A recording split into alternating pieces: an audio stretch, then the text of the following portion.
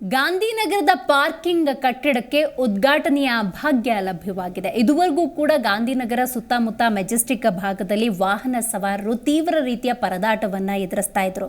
ಆದರೆ ಸರ್ಕಾರದ ನಿರ್ಲಕ್ಷ್ಯದ ಪರಿಣಾಮ 2 ವರ್ಷ ಕಟ್ಟಡ ನಿರ್ಮಾಣ ಆಗಿದ್ರೂ ಕೂಡ ಉದ್ಘಾಟನೆಯ ಭಾಗ್ಯವೇ ಲಭ್ಯವಾಗಿರಲಿಲ್ಲ. ಇದೀಗ ಗುಡ್ ನ್ಯೂಸ್ ಒಂದು ಲಭ್ಯವಾಗಿದೆ. ಏನದು ನೋಡೋಣ ಬನ್ನಿ.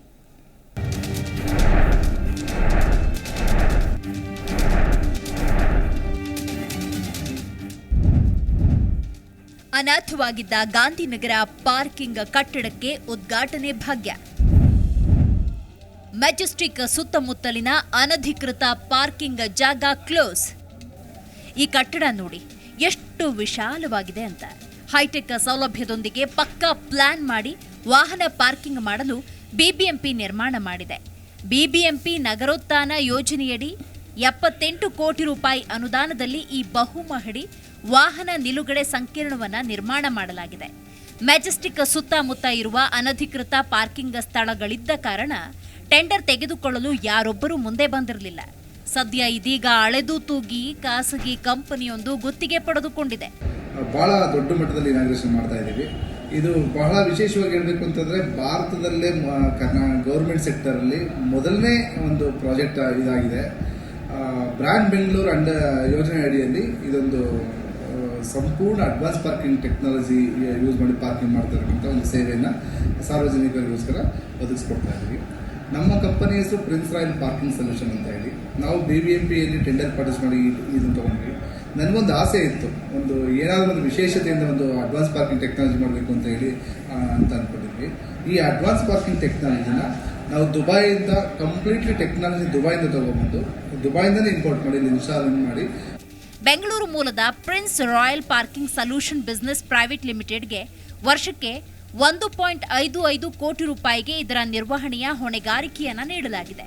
10 ವರ್ಷಗಳ ಅವಧಿಗೆ ಈ ಗುತ್ತಿಗೆ ಚಾಲ್ತಿಯಲ್ಲಿ ಇರಲಿದ್ದು ವಾರ್ಷಿಕವಾಗಿ ಪಾಲಿಕೆಗೆ 2.5 ಕೋಟಿ ವರಮಾನದ ನಿರೀಕ್ಷೆ ಇದೆ. ಪಾರ್ಕಿಂಗ್ ಶುಲ್ಕ ಮೊದಲ 1 ಗಂಟೆವರೆಗೂ ದ್ವಿಚಕ್ರ ವಾಹನಕ್ಕೆ 15 ರೂಪಾಯಿ, ಕಾರುಗಳಿಗೆ 25 ರೂಪಾಯಿ ಶುಲ್ಕ ನಿಗದಿ ಮಾಡಲಾಗಿದೆ. 1 ರಿಂದ 2 ಗಂಟೆಯವರೆಗೆ ಬೈಕ್ಗಳಿಗೆ 25 ರೂಪಾಯಿ, ಕಾರುಗಳಿಗೆ 40 ರೂಪಾಯಿ. 2 ರಿಂದ 4 ಗಂಟೆ ಅವಧಿಗೆ ಬೈಕ್ಗೆ 40 ರೂಪಾಯಿ, ಕಾರುಗಳಿಗೆ 65 ರೂಪಾಯಿ. 4 ರಿಂದ 6 ಗಂಟೆಗೆ ಬೈಕ್ಗಳಿಗೆ 55 ರೂಪಾಯಿ, ಕಾರುಗಳಿಗೆ 90 ರೂಪಾಯಿ. 6 ರಿಂದ 10 ಗಂಟೆಯವರೆಗೆ ಬೈಕ್ಗಳಿಗೆ 85 ರೂಪಾಯಿ, ಜೊತೆಗೆ ಕಾರುಗಳಿಗೆ 110 ರೂಪಾಯಿ.